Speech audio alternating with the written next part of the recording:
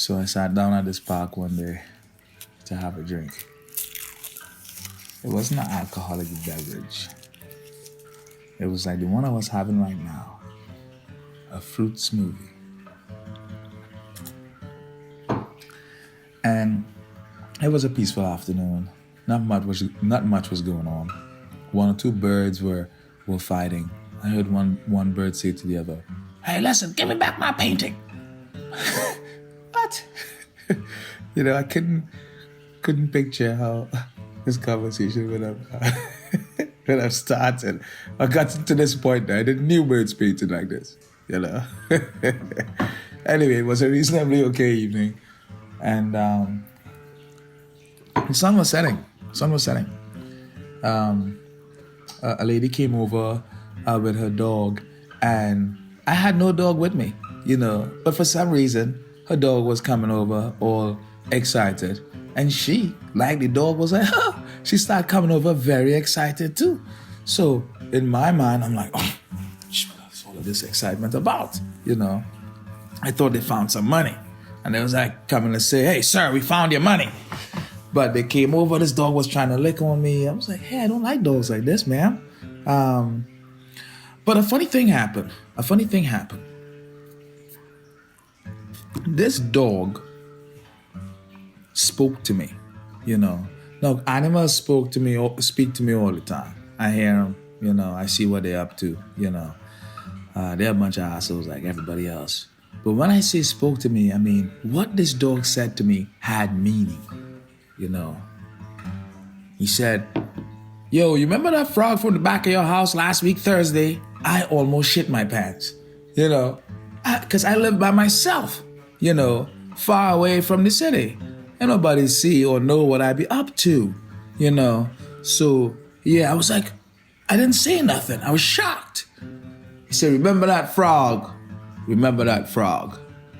And then he took a shit right there and left. It's like, gross. But I did remember that frog. How did he know about that frog? I was disturbed. I couldn't even drink my smoothie with all that shit nearby. I stayed there for another half hour next to the shit though. I was comfortable, I decided just to breathe through my mouth. I was smoking too, I couldn't smell it for the most part. But anyway, so after all of this nonsense, I decided I'm gonna go home, and eat, I had some new cheese I got, some old bread, some butter that I was looking forward to. I was working on a film, so I got in, and where my studio is located, it's a real peaceful scene. You could see the horizon and so on. So I go back there, and if it's real quiet and I have nothing playing, you can hear the crickets and the wind on the trees and so on. And there's a bunch of noises coming from nature, but because of where I grew up, I know that these frogs make mating calls. One of the mating calls that these frogs make, I think it's two calls. One of the frogs go boom, and the other frog goes nene, and it sounds like boom nene, boom nene, boom nene. Now, before you know this detail, you would think it's one creature making those noises, but it's two, male and female, just singing along for creeps. Because they sing late at night. Now, who's up to listen? Just a bunch of creepy folks and editors. So I'm up there editing, and I start hearing the frogs do the call. Boom, na-na, boom, na-na, boom, na-na. And I remember that shitty dog that told me, "Remember the frog?" I was like, no, I was bothered. The frogs weren't making any unusual noises, but I was disturbed by what this dog said to me. So I go downstairs. I was like, all right, I'm gonna go take a smoke outside, and I'm gonna ease my mind. There's nothing going on with these frogs out here. Okay, so I smoke these self-roll cannabis joints, given to me by a gentleman from 1942. I think his name was Herbert Flipper.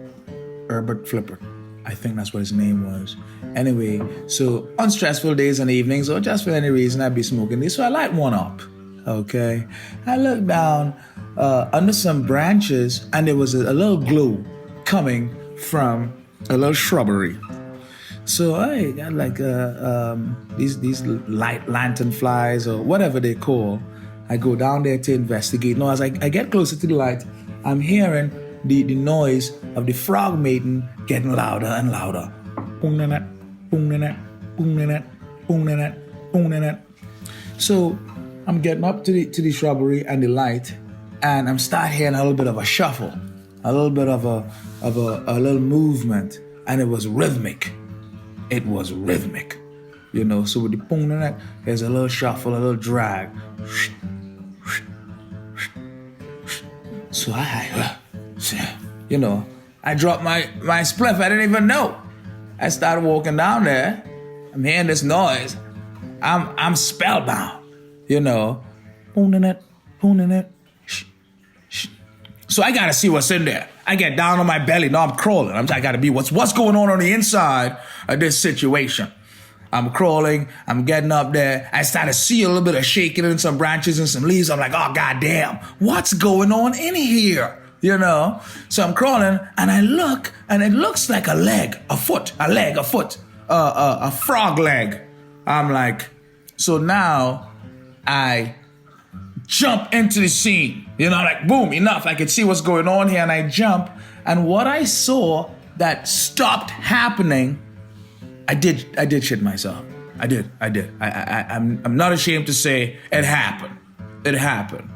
There was a frog, not just any frog. Nobody's gonna believe me, man. That's why I had to write this down in my diary. I told these people, don't read this to anybody until I'm gone, because I shit myself. Don't tell anybody. But I saw this glowing frog, and what this frog was doing to a squirrel, I can't say this on the internet, not today, you know, not on the bright web, only on the dark web, but it was not good. Christians don't like it, okay? What happened after was I blacked out. I don't know if I fainted.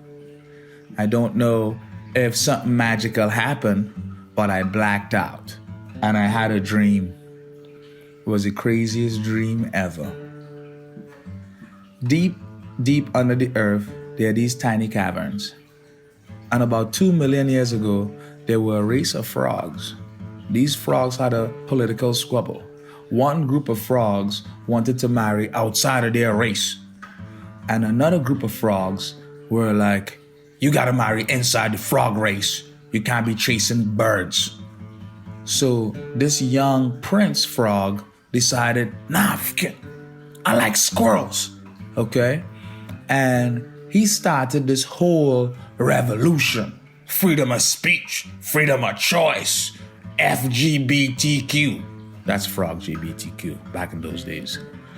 And all of them got slaughtered. They weren't as tolerant as we were in our 70s and 80s. They all got slaughtered. But what the kings of those times didn't know, the Frog King, was that before these guys started their revolution, they made a pact with a witch that if any frog in this revolution were to die, their ghost will hunt a variety of obscure creatures till the end of time.